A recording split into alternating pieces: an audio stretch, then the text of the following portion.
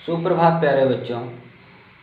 आज आप सभी लोग हिंदी व्याकरण में उच्चारण और वर्तनी के विषय में आप सभी लोग अध्ययन करेंगे। तो पहला बिंदु है आप सभी का उच्चारण और वर्तनी। तो वर्तनी का अर्थ होता है मात्रा। तो मात्रा किसे कहते हैं? स्वर का जो प्रतीक रूप है, स्वर का जो प्रतीक रूप है उसे मात्रा कहते हैं, जो कि इसके विषय में आप सभी लोगों को समझा चुका हूं। तो उच्चारण और वर्तनी का घनिष्ठ संबंध होता है। घनिष्ठ का मतलब होता है जिसे अलग नहीं किया जा सकता। तो उच्चारण और वर्तनी अर्थात मात्रा का घनिष्ठ संबंध होता है। हिंदी में प्रत्येक शब्द उच्चारण के अनुसार ही लिखा जाता है। यदि उच्चारण गलत होगा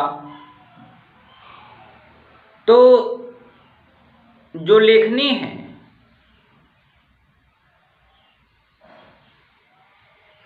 वह भी गलत हो जाएगा। उच्चारण और वर्तनी अभ्यास पर ही निर्भर होता है, इसलिए सही बोलने और सही लिखने का अभ्यास करना चाहिए। विशेष रूप में आप ये समझिए कि जो आपकी वर्तनी और उच्चारण और वर्तनी है यह अभ्यास पर ही निर्भर है। जैसा कि आप जानते हैं इस बात को कि जिस रूप में जिस शब्द का उच्चारण करते हैं उसी रूप में ही उस शब्द को आप लिखते हैं। यदि सही उच्चारण करेंगे तो सही लिखेंगे। यदि उच्चारण आपका सही नहीं होगा तो वह शब्द शुद्ध न होकर के वह शब्द आपका अशुद्ध हो जाएगा। और इसके लिए विशेष रूप से अभ्यास करने की आवश्यकता है। जितना आप अभ्यास करेंगे उतना ही शब्दों के प्रति आपके अंदर जो विश्वास है वह बढ़ता जाएगा। अब आइए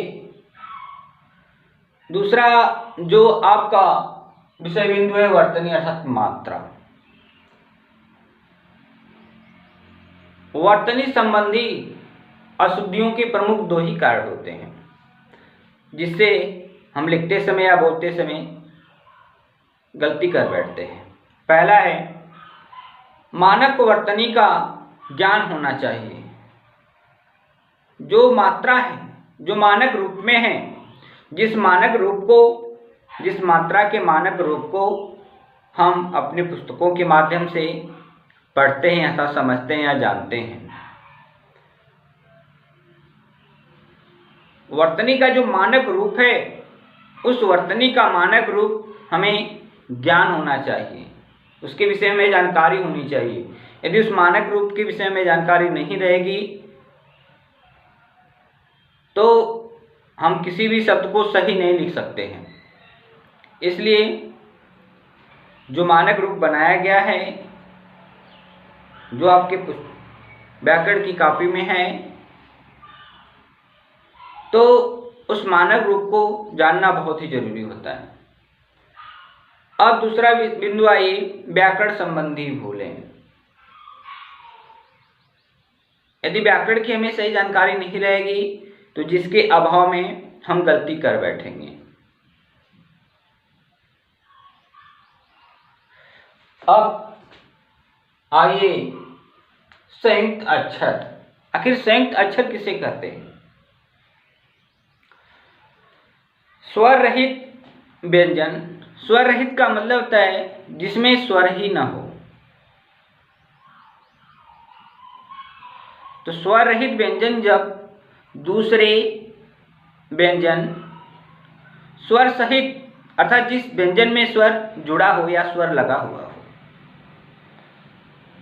स्वर रहित व्यंजन जब दूसरे व्यंजन स्वर सहित से जुड़ता है तो उसे संयुक्त अक्षर कहते हैं।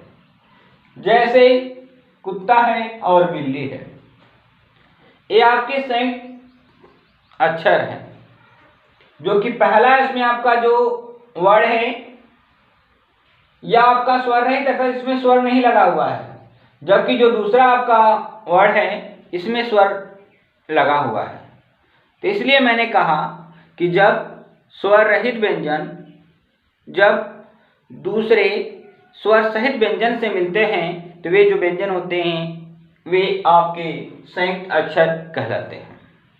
उसी तरह से आपका बिल्ली है, तो यह जो आप देख रहे हैं स्वर रहित, इसमें स्वर नहीं लगा हुआ है, जबकि दूसरा जो आपका व्यंजन है उसमें स्वर लगा हुआ होता है। इसलिए जब स्वर रहित व्यंजन दूसरे स्वर सहित से मिलते हैं तो वे जो व्यंजन होते हैं आपके संयुक्त अक्षर कहलाते हैं। आइए अशुद्ध और शुद्ध, जबकि मैंने बताया कि यदि हम शुद्ध यदि उच्चारण नहीं करेंगे तो शुद्ध नहीं लिख सकते हैं, और शुद्ध उच्चारण के साथ साथ जो वर्तनी का जो मानक रूप है, जो मात्रा का मानक रूप है, वह हमें ज्ञान होना चाहिए। उस मानक रूप के विषय हमें जानकारी होनी चाहिए। जैसे आहार, आहार शब्द नहीं होता है, जो शुद्ध शब्द होता है आहार, आहार माने होता है भोजन। तो इसीलिए मैंने कहा कि उच्चारण आवर्तनी जो है एक अभ्यास पर निर्भर है। इसके लिए अभ्यास करना बहुत ही जरूरी है। जितना हम अभ्यास करेंगे उसके विषय में उतनी ही जानकारी होगी। इसके बाद दूसरा है अनुग्रहित। अनुग्रहित यह अशुद्ध शब्द है, जबकि शुद्ध जो शब्द होता है अनुग्रहित होता है, अनुग्रहित होता है। इसलिए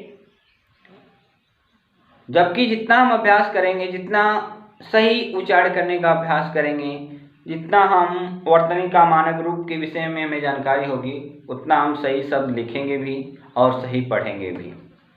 और इसलिए उच्चारण और वर्तनी जो है आपके अभ्यास पर निर्भर है। तो आज आप सभी लोगों का हिंदी व्याकरण में उच्चारण और जो वर्तनी है वह आपका समाप्त हो गया। इसका जो प्रश्न अभ्यास है, प्रश्न अभ्यास भी मैं आप सभी लोगों को लिख करके इसकी जो छाया प्रति है इस वीडियो के साथ मैं आप सभी को भेजूंगा। इसी के साथ आज का दिन आप लोगों का मंगलमय हो।